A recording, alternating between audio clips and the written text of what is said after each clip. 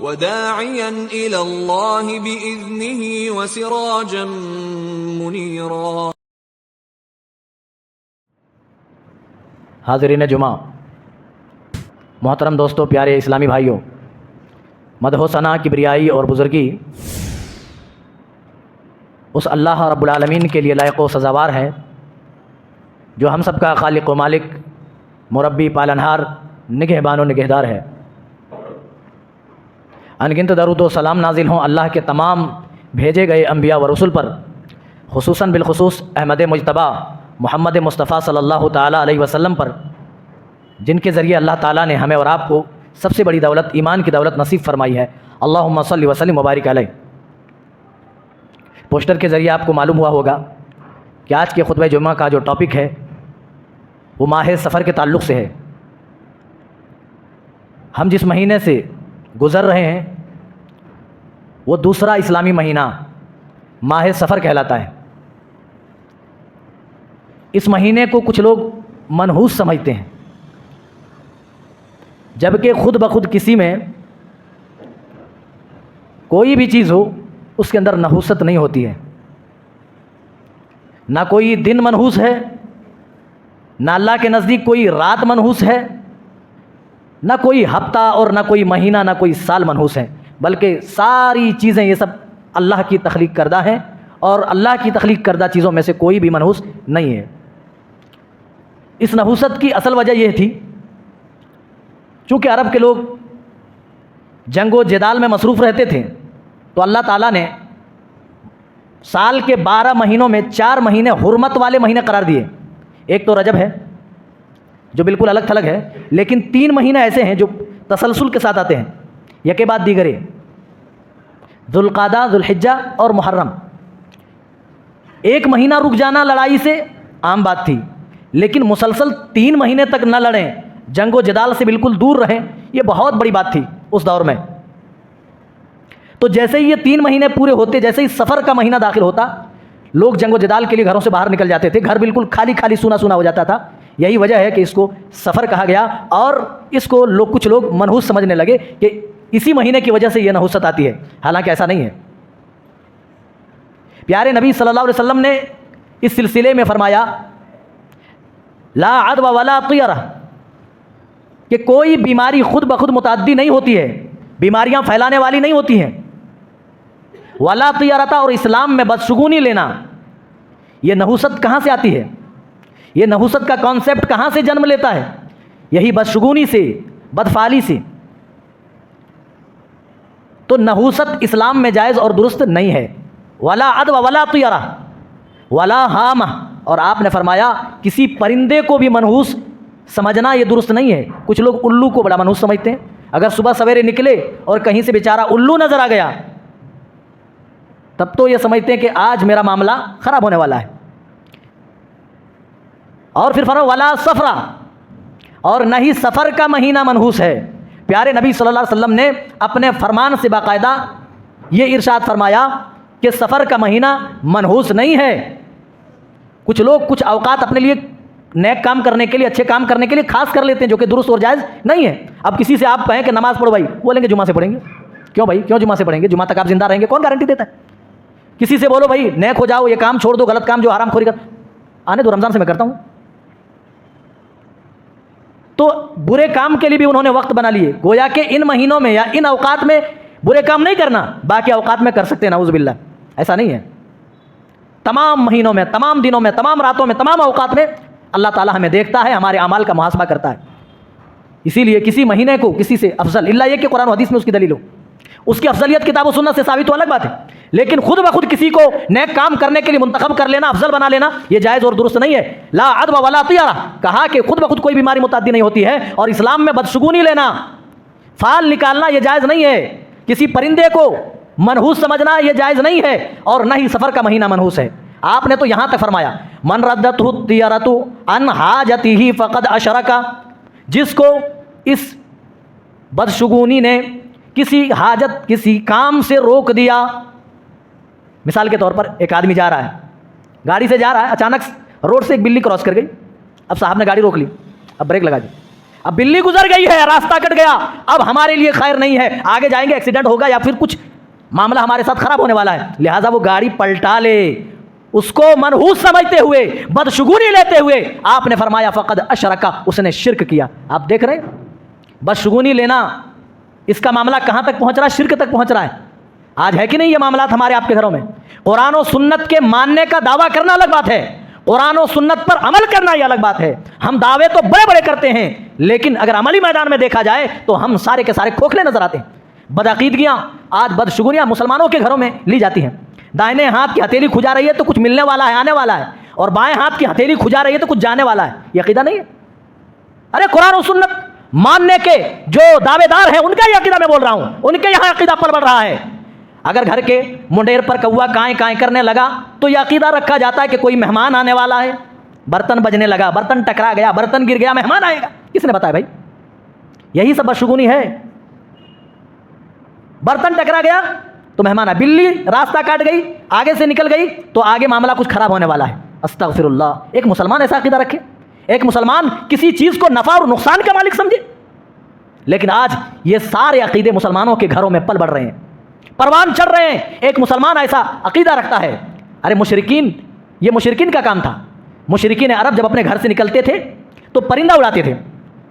کوئی کام کرنے کے لیے گھر سے باہر نکلے، کسی کام کا ارادہ کرتے تو پہلے پرندہ اڑا کر کے دیکھتے، چھو پرندہ دائیں طرف گیا تو کام اچھا ہوگا، کام اسٹارٹ کر دینا چاہیے۔ لیکن اگر وہ پرندہ بائیں طرف مڑ گیا تو وہ کام سے رک جاتے تھے کہ اس کام کے اندر کوئی خیر کوئی بھلائی نہیں۔ ٹھیک اسی طرح اس مہینے کے تعلق سے عقیدہ رکھا جاتا ہے کہ اس مہینے میں شادی بیاہ یا کوئی خیر کوئی بھی ہم اچھے کام کریں اس کے اندر خیر و بھلائی نہیں ہوتی ہے۔ ایسا نہیں ہے، یہ عقیدہ رکھا جاتا ہے کہ اس کے اندر کوئی بھلائی نہیں ہے، یہ مہینہ منحوس ہے، اس کے اندر نحوستیں پائی جاتی ہیں، اس میں اللہ کی رحمت، اس کی خیر، اس کی برکت نہیں ملتی ہے، جس طرح مشرکین عرب عقیدہ رکھا کرتے تھے۔ اچھا بدشگونی ہے کیا؟ وہی ہے کہ کوئی کسی کام کے کرنے کا پختہ عزم کر لے، ارادہ کر لے، اور کسی چیز کو دیکھ کر یا کسی کی کوئی بات سن کر اپنے کام سے کنارہ کش اختیار کر لے، نہیں بھائی تب تو میں نہیں جاؤں گا، نہیں بلی گزر گئی، نہیں اب تو پھر میں آگے نہیں جاؤں گا۔ یہ کیا ہے؟ یہ فال نکالنا ہے، یہ بدشگونی لینا ہے، جو کہ اسلام میں جائز اور درست نہیں ہے۔ آگے بڑھیں۔ اور یہی بدشگونی ہے جس کی وجہ سے لوگ کاہنوں تک کے پاس جاتے ہیں، جادوگروں کے پاس تک جاتے ہیں، اور آپ کے یہاں جھاڑ پھونک والے بہت سارے گردش کرتے رہتے ہیں، لوگوں کو ٹھگتے رہتے ہیں موٹی موٹی رقم۔ ہاں بھی بتا دوں تمہاری تجارت چلے گی کہ نہیں چلے گی، تمہاری دکان میں خیر و برکت ہوگی کہ نہیں ہوگی، اتنے پیسے لاؤ۔ آپ نے فرمایا من اتا عرافا فسألہ من عن شیء لم تقبل له صلاة 40 یوما، جو کسی کاہن کے پاس جاتا ہے، جو کوئی کسی جادوگر کے پاس جاتا ہے، جو مستقبل کی خبریں بتانے والے کے پاس جاتا ہے تاکہ اپنا مستقبل چیک کرائے، وہ اپنا فیوچر معلوم کرے، پیارے نبی فرماتے ہیں صرف جا کر کے اس سے سوال کرے، پوچھے کہ بتاؤ میرا فیوچر کیا ہوگا، میری دکان میں خیر و برکت ہوگی یا نہیں، میری زندگی ترقی کرے گی یا نہیں کرے گی، اس طرح کے سوالات اگر جادوگروں سے کر لے، کاہنوں اور نجومیوں سے کر لے، عرافوں سے کر لے، آپ نے فرمایا لم تقبل له صلاة 40 یوما، اس کی 40 دن تک کوئی نماز اللہ کے یہاں مقبول نہیں ہوتی ہے۔ اچھا صرف جائے، ہاتھ دکھائے کہ دیکھو تو میرا فیوچر کیسا ہے، اس پر 40 دن کی نماز اللہ کے یہاں مقبول نہیں ہوتی۔ اور جو جادوگر ہاتھ دیکھ کر کے فیوچر کی پلاننگ بتائے، اس کے بارے میں بتائے کہ تمہارے مستقبل میں کیا ہونے والا ہے، اور اس کی کہی ہوئی باتوں پر سامنے والا یقین کر لے، اس کا کیا حکم ہے؟ آپ نے اس کے بارے میں بھی فرمایا، اور یہ صحیح بخاری اور مسلم کی روایتیں ہیں، آپ نے فرمایا من اتا عرافا او کاہنا فصدقه بما يقول فقد كفر بما انزل على محمد، جو کسی جادوگر کے پاس گیا، جو کسی نجومی کے پاس گیا، جو مستقبل کی خبریں بیان کرنے والے کے پاس اپنا فیوچر چیک کرانے کے لیے گیا، اور جادوگر نے، نجومی نے جو کچھ کہا اس پر یقین کر لیا، تو پیارے نبی فرماتے ہیں فقد كفر بما انزل على محمد، تو محمد صلی اللہ علیہ وسلم پر اللہ کی طرف سے جو کچھ نازل ہوا ہے ان تمام چیزوں کا انکار کر دیا ہے۔ محمد رسول اللہ پر کیا کیا نازل؟ پوری شریعت میرے رسول پر نازل ہوئی ہے، قرآن تو چھوڑو، تو گویا کہ اس نے پوری شریعت کا انکار کر دیا۔ پوری شریعت کا انکار کرنے والا کون ہوتا ہے بھائی؟ مرتد ہوتا ہے، کافر ہوتا ہے، جو دائرہ اسلام سے خارج مانا جاتا ہے۔ اللہ اکبر، اتنی خرابی اس کے اندر، لیکن آج مسلمان کہلانے والا جادوگروں کے پاس، اسٹرالوجر کے پاس جا رہا ہے اور اپنا فیوچر معلوم کرا رہا ہے۔ ارے خیر و برکت نہیں ہو رہی ہے، دکان کب سے چل رہی ہے، میں بھی کام کر رہا ہوں، بچے بھی کما رہے ہیں، برکت نہیں ہو رہا، اب کیا کریں صاحب؟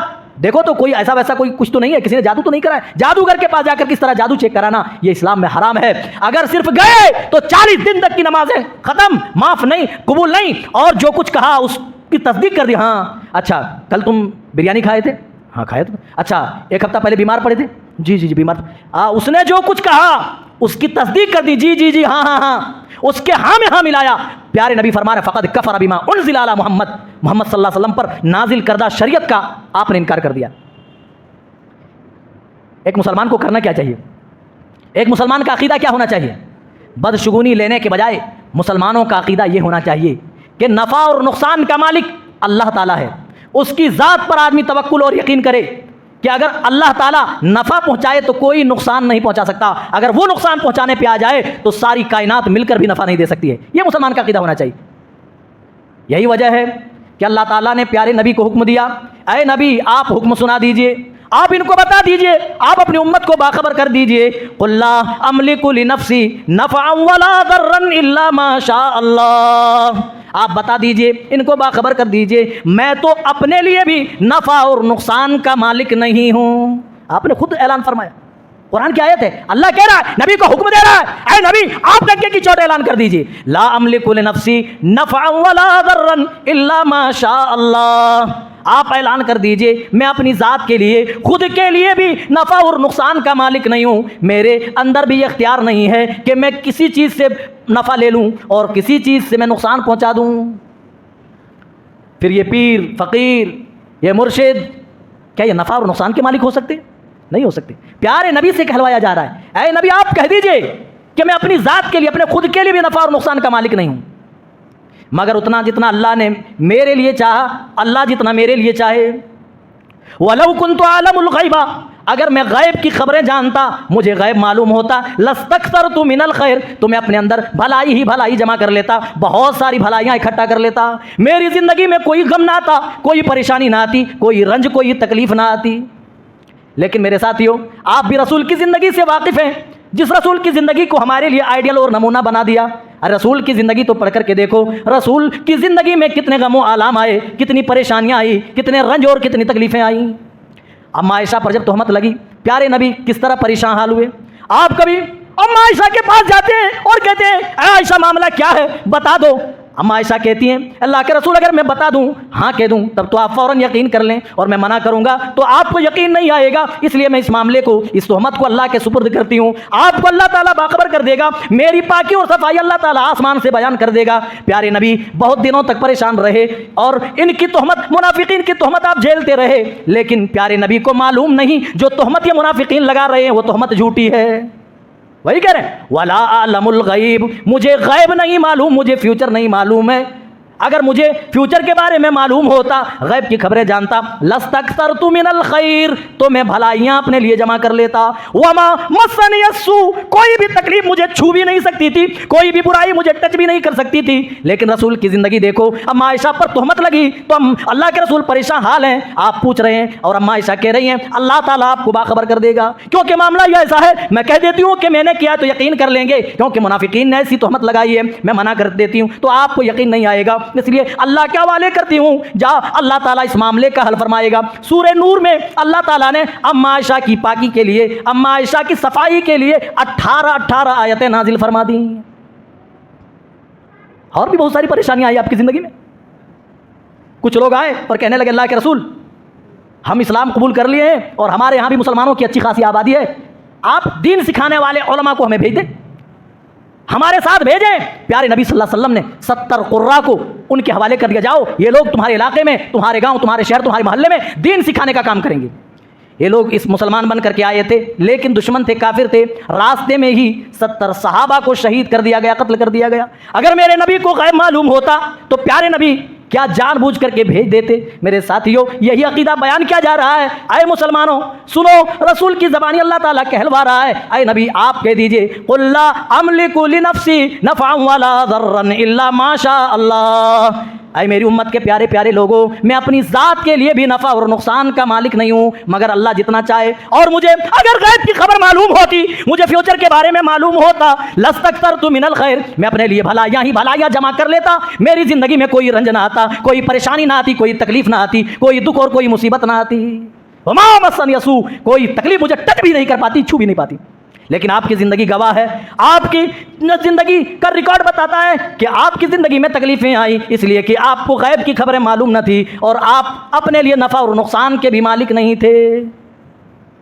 एक जगह और अक़ीदा बयान किया गया, मुसलमान किसी चीज़ को मनहूस समझे, नहूसत का खेल खेले, काहिनों और जादूगरों के पास जाए।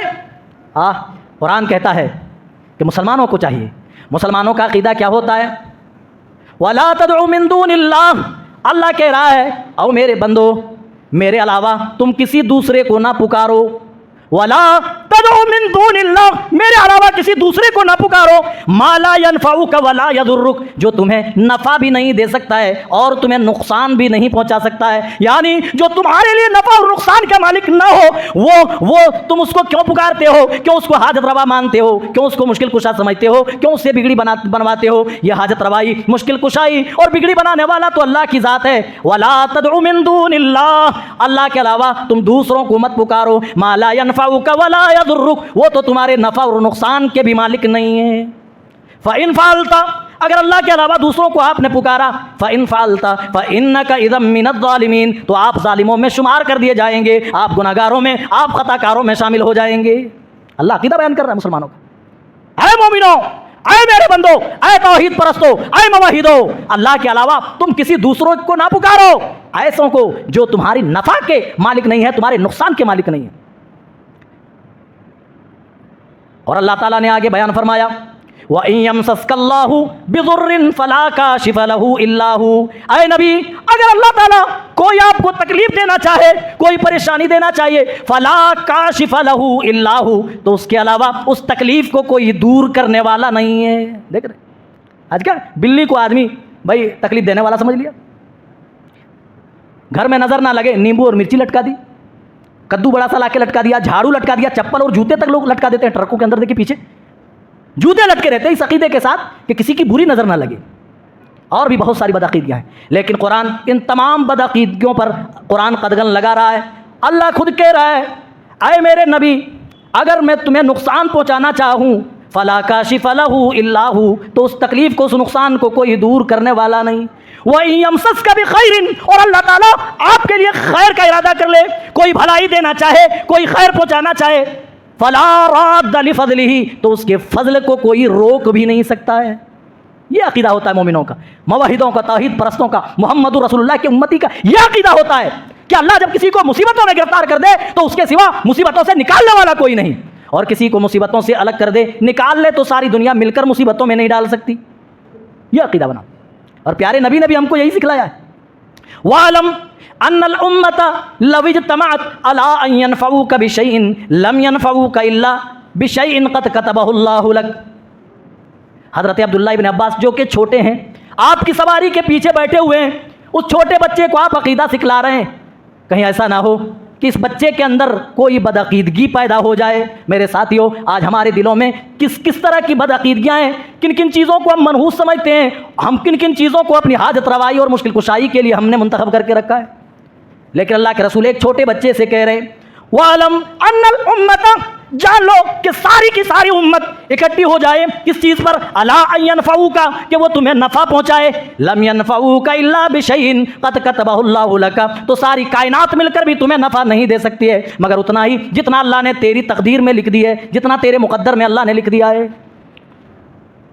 वालम अन्नल उम्मता लव इज्तमअत अला अन यदुर्रुका बिशैइन, और सारी उम्मत अगर तुझे नुकसान पहुँचाने के लिए इकट्ठी हो जाए, लम यदुर्रुका इल्ला बिशैइन क़द कतबहुल्लाहु अलैका, तो सारी कायनात मिलकर भी तुम्हें नुकसान नहीं पहुँचा सकती है।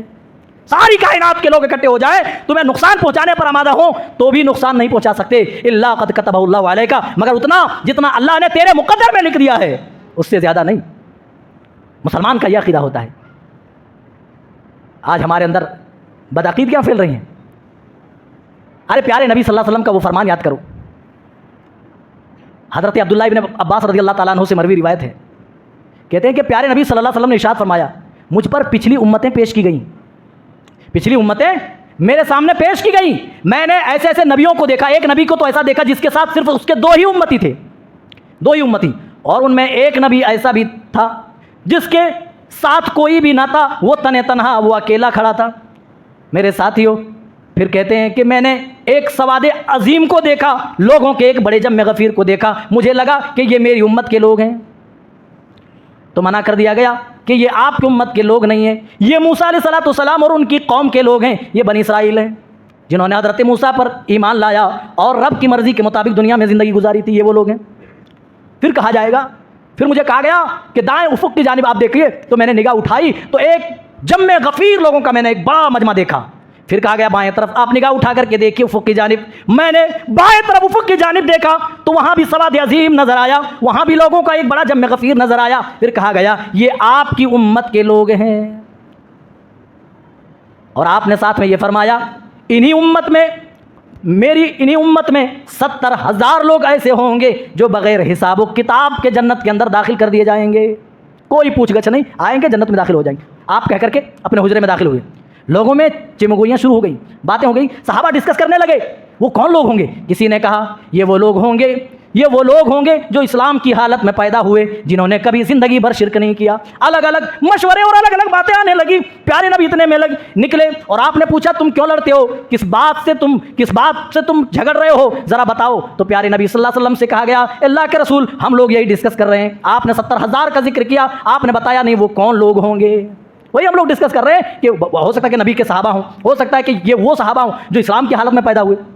پیارے نبی صلی اللہ علیہ وسلم نے معاملے کا حل فرمایا, ہم الذین لا یسترقون, یہ وہ لوگ ہوں گے جو جھاڑ پھونک نہیں کراتے ہوں گے.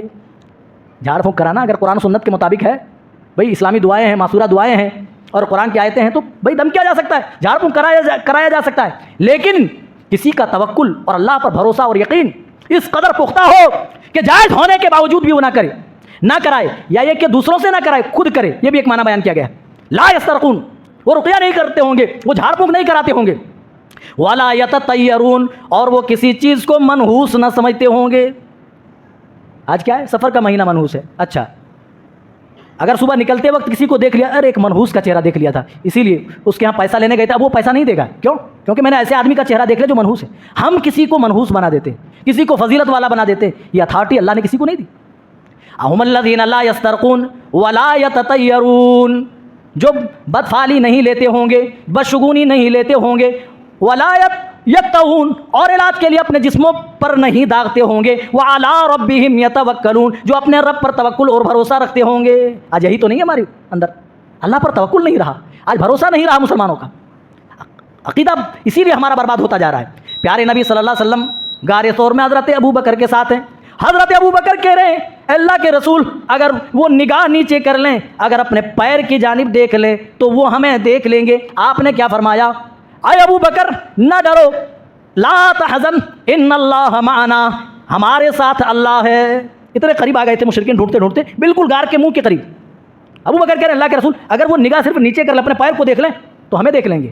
پیارے نبی صلی اللہ علیہ وسلم نے جو توکل کا درس ابو بکر کو اس غار میں دیا, اللہ کو اتنا پسند آیا کہ اللہ نے اس جملے کو, نبی کے اس فرمان کو قرآن کی آیت بنا دی.